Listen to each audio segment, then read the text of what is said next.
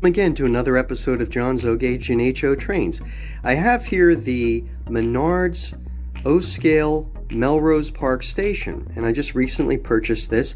It happens to be sitting on my HO layout, so it looks monstrously huge here.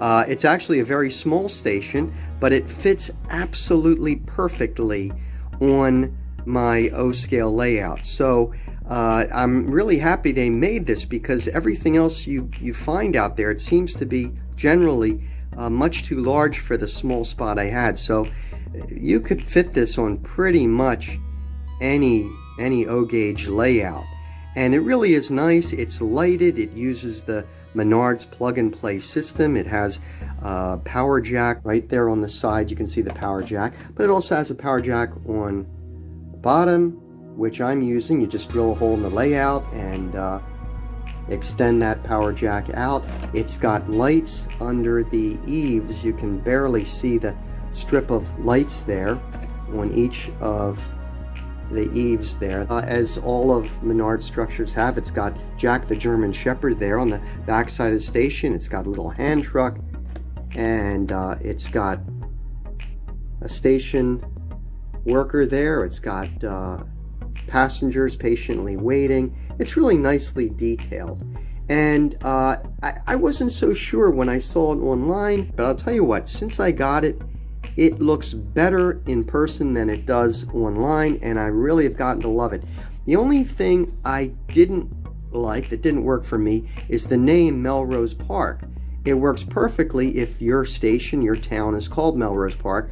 Mine is called Cutout Flats, and so I just wanted to change that, and it's really not a difficult job, and I'm in the middle of that right now. It's actually easier than I thought.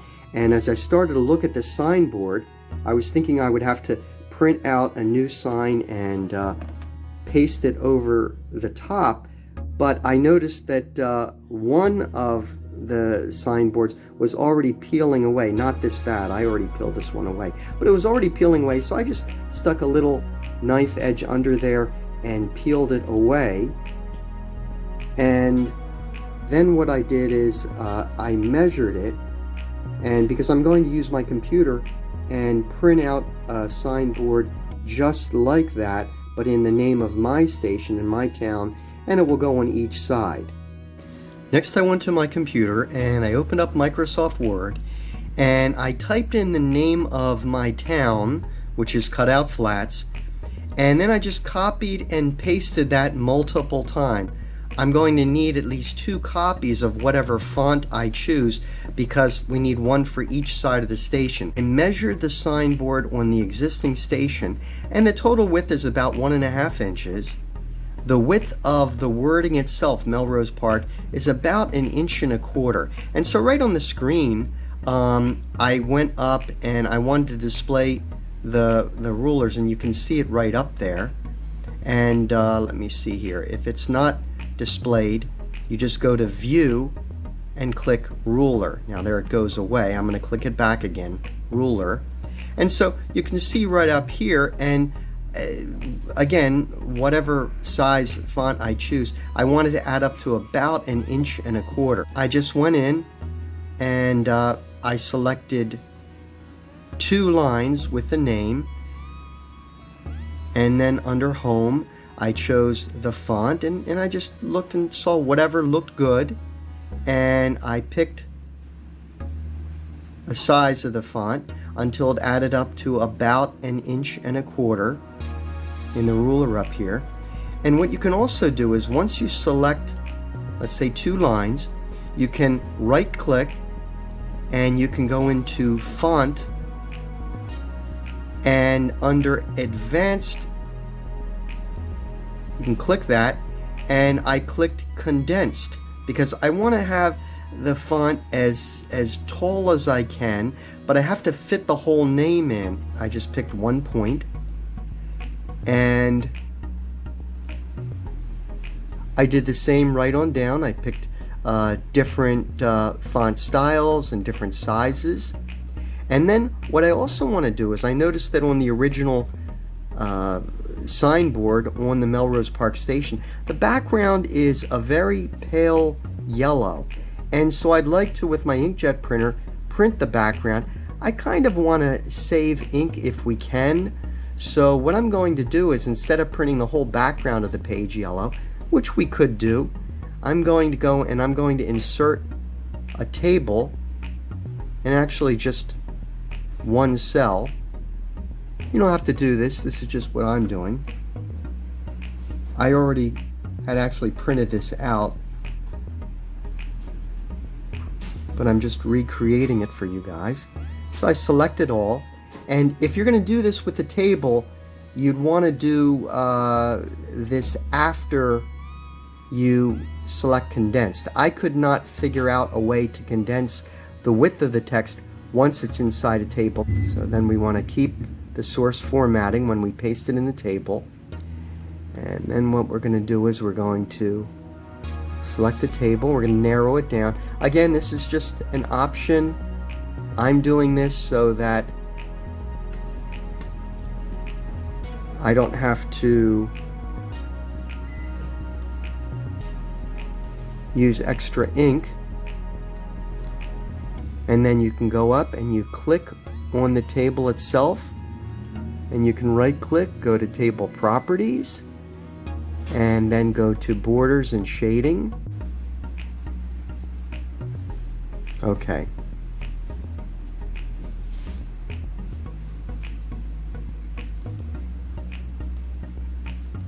Oops.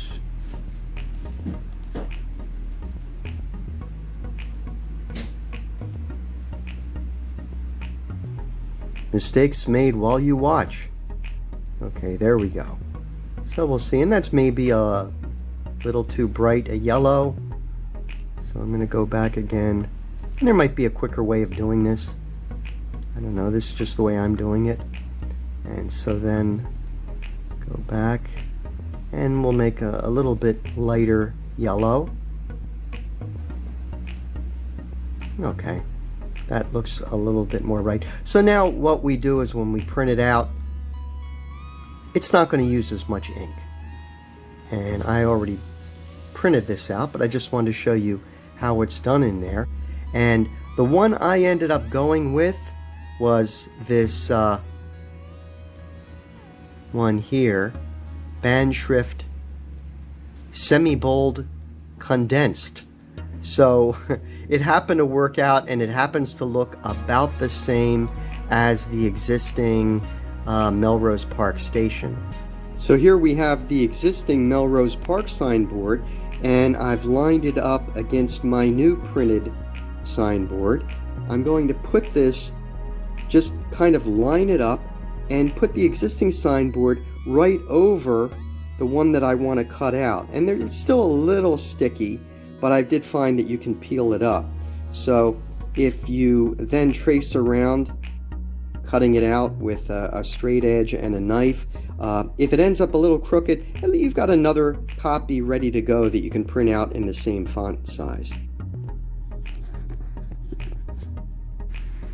I then test it to make sure it's really going to fit in that signboard area inside the trim. I'm just using an Elmer's glue stick on the back of this. So there we have it. I've got the new cutout flats signboards on each side of the former Melrose Park Station. And although it's kind of subtle, I used a very light yellow background. So it really does help blend into the station. And it looks almost as good as the original main boards, if not as good.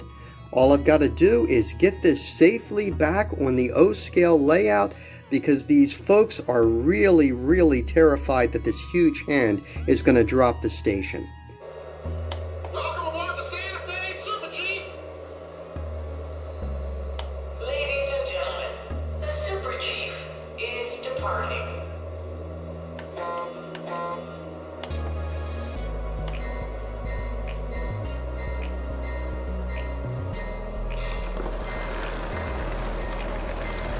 So thanks for watching another episode of John's O Gauge and HO Trains. If you liked it, click the like button and hit subscribe. And we'll see you again next time.